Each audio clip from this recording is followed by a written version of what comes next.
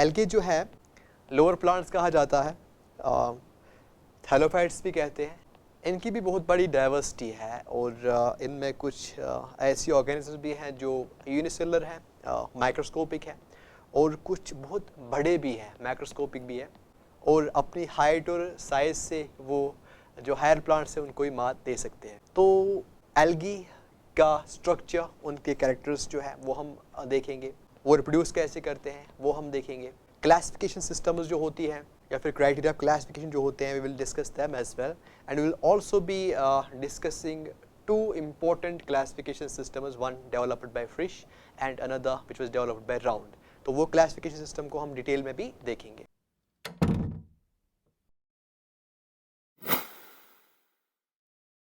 तो चलिए आज स्टार्ट करते हैं और स्टार्ट करते हैं from the very start.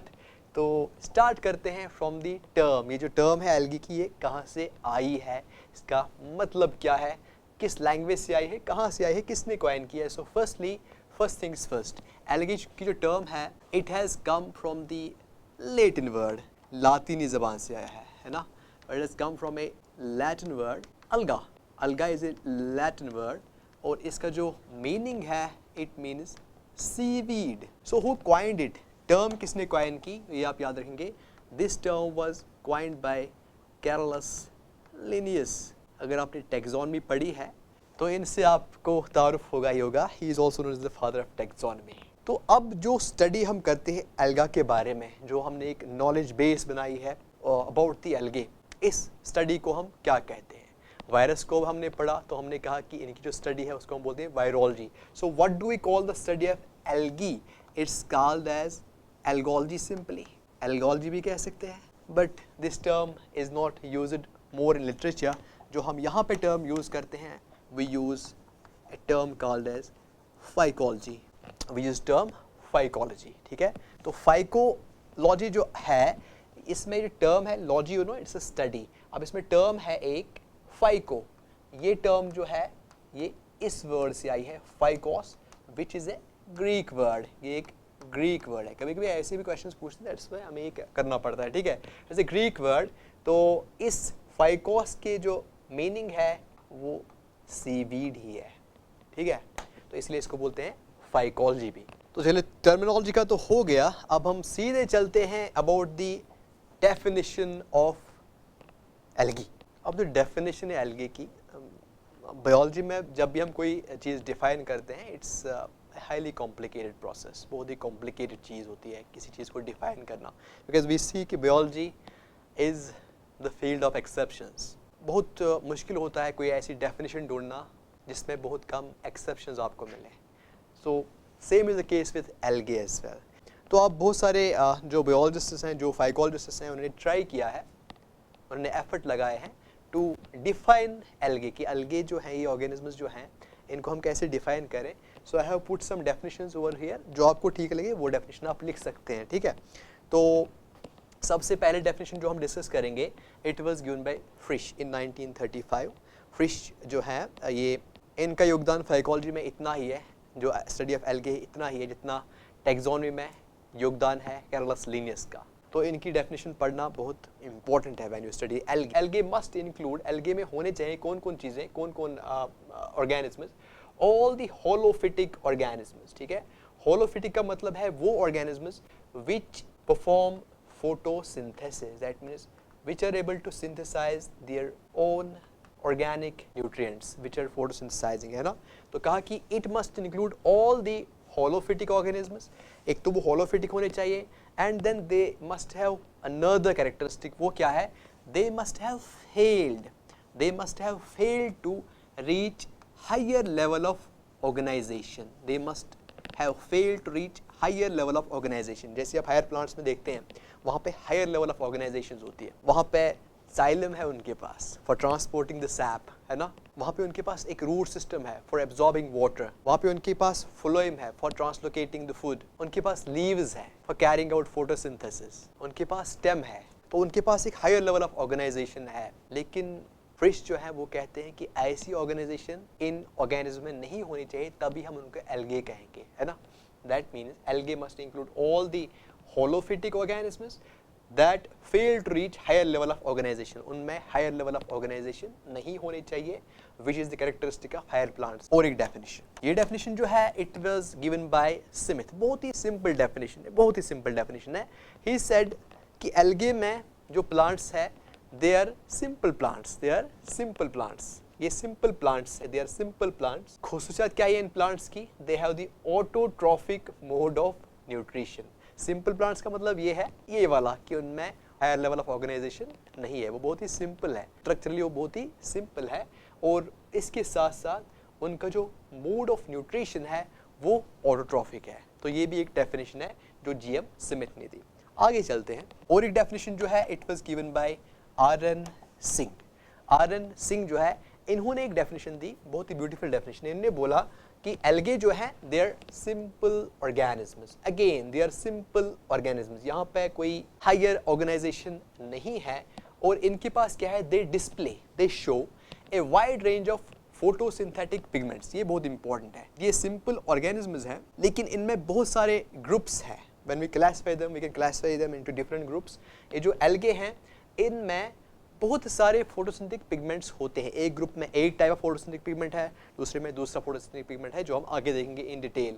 And they evolve oxygen during photosynthesis, ये फोटोसिंथेसिस करते हैं लेकिन फोटोसिंथेसिस के दौरान ये इवोल्व करते हैं, ये छोड़ते हैं ऑक्सीजन, इसको हम बोलते हैं oxygenic photosynthesis. So we can rephrase the definition as they are the simple organisms which show a wide range of photosynthetic pigments and carrying out oxygenic photosynthesis। उसके बाद शर्मा जी हैं अपने, शर्मा जी ने एक बहुत ही सिंपल डेफिनेशन दी है, मुझे बहुत अच्छी लगती है, अच्छी डेफिनेशन दी है। इन्होंने बोला कि ये एल्गे जो हैं इनको डिफाइन करना बहुत ही सिंपल है, ठीक है। ये बोलते हैं कि it is an assemblage, assemblage का मतलब एक ग्रुप है, एक असेंबलेज है किनका, क्लोरोफिल बियरिंग, मतलब ऐसे ऑर्गेनिजम्स का जिनमें क्लोरोफिल होता है। अब कौन सा क्लोरोफिल होता है वो हम आगे देखेंगे, different types of chlorophylls can be there. Chlorophyll bearing autotrophic, अब इनमें क्लोरोफिल है तो इसकी वजह से will be autotrophic, they will carry out photosynthesis. इसके साथ साथ एक अच्छा वर्ड लगाया लास्ट में, बोला कि ये थैलोफाइट्स है।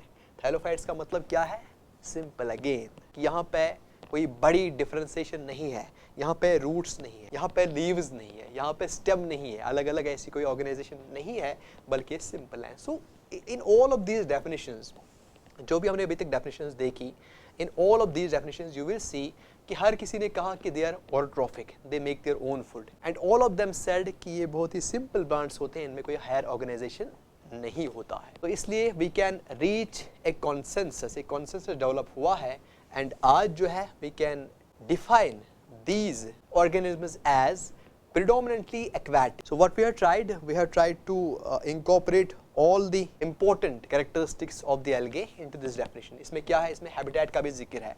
We say कि algae are predominantly aquatic. Predominantly का मतलब ये है कि most of the algae they have the aquatic habitat, वो पानी में रहते हैं। But in the course of time we will come to know that there are some algae which are terrestrial as well, और कुछ ऐसे भी algae होते हैं which have some unusual habitats, isn't it? इसलिए मैंने यहाँ पे यूज़ किया predominantly aquatic होते हैं, most of them are fully aquatic। उसके बाद they are photosynthetic organisms, that means they carry out photosynthesis, they have this autotrophic mode of nutrition, and they lack, it's a negative point, they don't have what, structural complexity। इनके पास कोई structural complexity नहीं है जो हम देखते हैं in higher plants, और इसके साथ साथ दे आर नॉन एम्ब्रियोफिटिक। ये बहुत इंपॉर्टेंट चीज़ है, दे आर नॉन एम्ब्रियोफिटिक, मतलब ये एम्ब्रियो नहीं बनाते, एम्ब्रियो का फॉर्मेशन यहाँ पे नहीं होता है। जाइगोट का फॉर्मेशन होगा, will come to know it, लेकिन एम्ब्रियो नहीं बनेगा, embryo development won't happen there. तो ये एक सिंपल सी डेफिनेशन आपके लिए, you can use any of these definitions for your exams, का स्क्रीनशॉट आप ले सकते हैं and you can use this in exams। Now let's come to another sub topic। हम अब देखेंगे कि बेसिक फीचर्स क्या हैं एल्गी के। तो ये जो बेसिक फीचर्स मैंने यहाँ पे एनलिस्ट किए हैं, they are the basic features and they have certain exceptions। हर किसी फीचर में आप exceptions देख सकते हैं, but we won't be discussing the exceptions here। जब हम आगे जाएंगे फिर हम मे बी exceptions को डिस्कस करें। तो यहाँ पे they are the general features of algae। सबसे पहले इंपॉर्टेंट जो पॉइंट आप याद रखेंगे वो यही है कि इनमें क्लोरोफिल होता है. They are the chlorophyll containing algae. They are autotrophic, that means they are photosynthetic because of their chlorophyll, and they are able to synthesize their own organic nutrients, and they are thalloid organisms. They don't have the characteristic differentiation as we see in higher plants. ऐसी कोई characteristic differentiation नहीं होती है, that's why they are thalloid. उसके बाद अगर उनकी habitat की बात की जाए, majority of them, जैसे हमने definition में ही बात की थी कि majority of them predominantly they are aquatic. Predominantly they are aquatic. But there are some species which are terrestrial as well, जो terrestrial habitats में होते हैं, और कुछ ऐसी भी species होती हैं which have unusual habitats. There are some algae which can live in deserts. There are some algae which live on the snow-clad mountains. There are some algae which can tolerate higher temperatures. तो unusual habitats भी इनकी होती हैं, but predominantly we can say they are mostly aquatic. उसके बाद अगर इनके sex organs की बात करें, because there are algae which display sexual reproduction, तो उनके पास सेक्स ऑर्गन्स भी हो सकते हैं, सब में नहीं होते, कुछ में होते हैं. अब जो सेक्स ऑर्गन्स होते हैं दे आर यूनिसेलुलर. अब इनको ऑर्गन्स क्यों बोलते हैं? अगर यूनिसेलुलर है तो ऑर्गन्स क्यों बोलते हैं? It's a functional definition of them. मतलब वो स्ट्रक्चरली वो ऑर्गन्स नहीं है, they are unicellular, but they act like organs functionally. वो प्रोड्यूस करते हैं ना, वो गेमेट्स प्रोड्यूस करते हैं, so in that sense we can call them organs. The sex organs are unicellular. और जो sex organs होते हैं they don't have a jacket of sterile cells around them. आप ब्रायोफाइट्स देखेंगे, आप टेरिडोफाइट्स देखेंगे, वहाँ पे जो sex organs होते हैं उनके अराउंड एक जैकेट होता है sterile cells का. यहाँ पे वो नहीं होता है. जो sex organs होते हैं they are naked. उसके बाद आगे चलते हैं. यहाँ पे एम्ब्रियो फॉर्मेशन नहीं होता है, जो मैंने पहले ही डेफिनेशन में कहा था कि दे आर नॉन एम्ब्रियोफाइट्स. यहाँ पे गैमीट्स तो बनते हैं, है ना. मेल गैमीट बनेगा, फीमेल गैमीट बनेगा, इनका यूनियन भी होगा, जाइगोट बनेगा.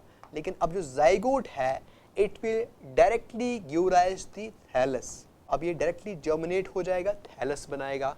तो जो इन बिटवीन जो एम्ब्रियो का फॉर्मेशन है वो यहाँ पे नहीं होता है. तो गैमेटिक यूनियन तो होता है लेकिन एम्ब्रियो फॉर्मेशन नहीं होता है. Moving forward, range of thallus is wide. Thallus इनकी जो बॉडी होती है, जो एल्गे की जो बॉडी होती है, जो थैलस होता है उसकी जो रेंज है वो वाइड है. इसका मतलब क्या है? इसका मतलब ये है कि कुछ एल्गे ऐसे हैं जो बहुत ही छोटे हैं, जो माइक्रोस्कोपिक हैं, जो बहुत ही छोटे हैं. माइक्रोस्कोपिक का मतलब वो हम माइक्रोस्कोप से देख पाएंगे, वो यूनिसेलुलर होते हैं, एक ही सेल के बने होते हैं. बहुत सारे एल्गे ऐसे भी हैं और बहुत सारे एल्गे ऐसे भी हैं जो बहुत बड़े हैं. इतने बड़े हैं ताकि हम उनको आसानी से अपनी आँखों से देख सकते हैं.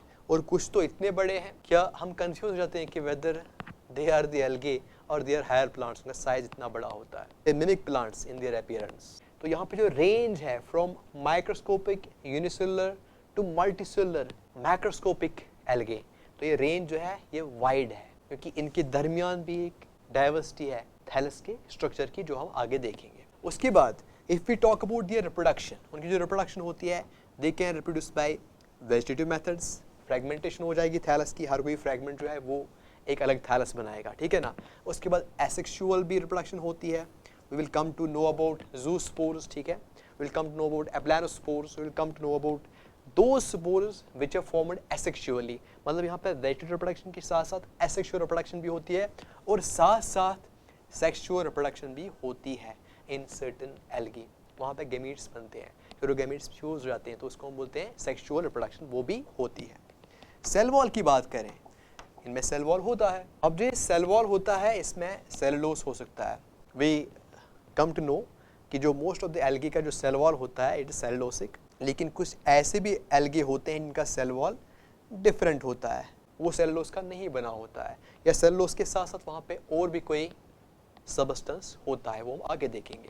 उसके बाद अगर हम फूड स्टोरेज मैकेनिज्म की बात करें, ये फूड स्टोर करते हैं. कोई एल्गा ऐसा होता है which stores food as starch, कुछ ऐसे होते हैं which store food as oil, कुछ ऐसे होते हैं which store food as floridean starch. तो फूड तो ये सब स्टोर करेंगे, लेकिन इनका जो फूड स्टोरेज का जो नेचर है, किस किस फॉर्म में ये फूड स्टोर करते हैं, इट वेरीज, और ये बन जाता है one of the criteria for the classification. इस फूड स्टोरेज के बेसिस पे we can classify algae. So these are some of the basic features of the algae.